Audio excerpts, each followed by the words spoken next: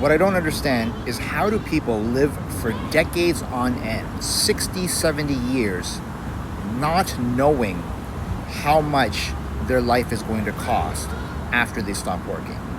How is that possible? When I retired, I wasn't ready for the expenses that I incurred.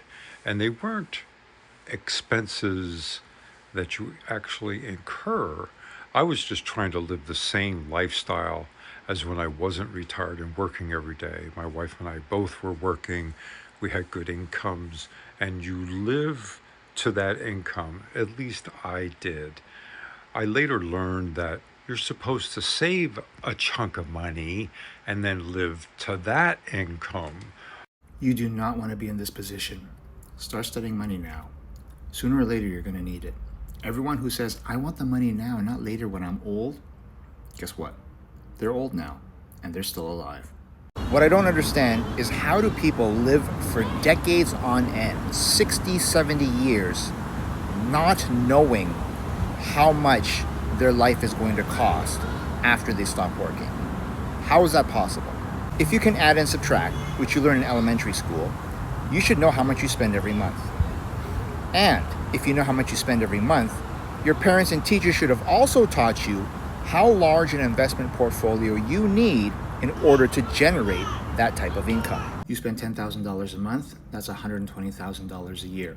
Let's say you're 70 years old, you expect to live to 100 because everyone in your family lives to old age. That means you need an investment portfolio of at least $3 million. I have children that are 19 years old, 25 years old, and 36 years old. And now's the time for them to do what I failed to do.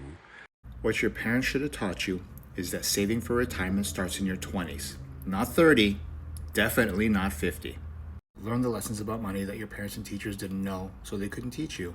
And now you don't know, so you can't even teach your kids.